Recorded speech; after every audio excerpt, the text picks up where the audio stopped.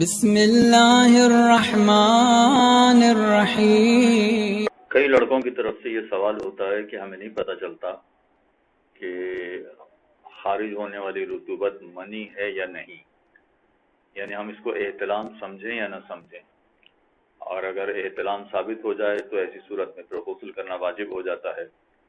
لیکن بسا اوقات یہ ہوتا ہے کہ احتلام سے پہلے چند قطرے نکلتے ہیں اور وہ قطرے نجس نہیں کہلاتے ہیں، چونکہ مرد کے جسم سے نکلنے والی رطوبتیں ساری نجس نہیں ہیں، ان میں پاک رطوبتیں بھی ہوتی ہیں۔ تو اگر احتلام سے پہلے کچھ قطرے نکل رہے ہیں تو ہم اس کو احتلام نہیں سمجھیں گے، اور نکلنے والے قطرے پاک ہوں گے، اور اس طرح سے پاک ہوں گے کہ اس کی وجہ سے لباس بھی نجس نہیں ہوگا، اگر وضو کیا ہے تو وضو بھی نہیں ٹوٹے گا۔ لیکن اگر احتلام ثابت ہو جائے تو ایسی صورت میں لباس بھی نجس ہو جائے گا اور غسل بھی کرنا پڑے گا۔ تو اب لڑکوں کی طرف سے یہ سوال ہوتا ہے کہ پتہ نہیں چلتا ہمیں کہ احتلام ہوا یا نہیں ہوا، تو اب اس کی 3 علامتیں بتائی گئی ہیں۔ پہلی علامت یہ ہے کہ جو رطوبت نکل رہی ہے وہ اچھل کر نکلے، یعنی پریشر کے ساتھ نکلے۔ دوسری علامت یہ ہے کہ شہوت کے ساتھ نکلے، اور تیسری علامت یہ ہے کہ نکلنے کے بعد جسم ٹھنڈا پڑ جائے، ڈھیلا پڑ جائے۔ اگر یہ 3 علامتیں پوری ہوں گی تو یہ سمجھا جائے گا کہ احتلام ہوا ہے، اور اگر ان 3 میں سے ایک علامت بھی پوری نہ ہو تو ایسی صورت میں اس کو احتلام نہیں سمجھا جائے گا۔ جب یہ کہا جا رہا ہے کہ پریشر کے ساتھ نکلے یعنی اچھل کے نکلے، تو ضروری نہیں کہ زیادہ مقدار میں نکلے ہیں۔ اگر 2 قطرے بھی پریشر کے ساتھ اور اچھل کے نکلے ہیں تو وہ منی مان لی جائے گی، اور ایسی صورت میں غسل واجب ہو جائے گا۔ یعنی اگر یہ پتہ چل جائے، یہ یقین ہو جائے کہ نکلنے والی رطوبت منی ہی ہے تو یقیناً غسل واجب ہو جائے گا اور نجاست طاری ہو جائے گی۔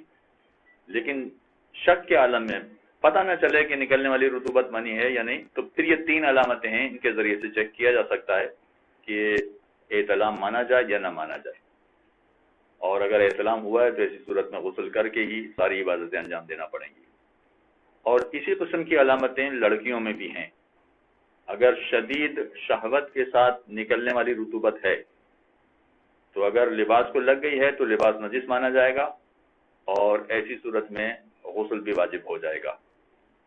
لیکن لڑکیوں کے لیے ایک ہی علامت ہے کہ شدید شہوت کے ساتھ یہ رطوبت نکلے اور لباس کو بھی نجس کر دے، تو ایسی صورت میں غسل واجب ہو جائے گا۔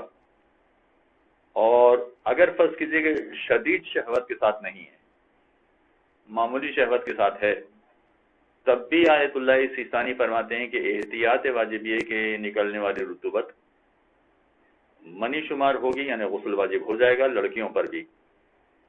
تو 2 طریقے ہو گئے، شدید شہوت کے ساتھ رطوبت نکلے تو فتویٰ ہے کہ غسل واجب ہو جائے گا، کہ نجاست طاری ہو گئی، جنابت کی نجاست طاری ہو گئی۔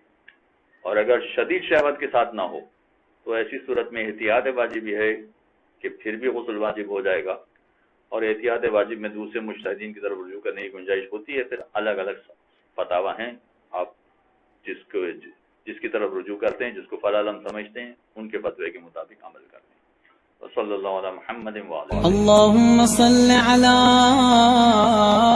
محمد وآل محمد۔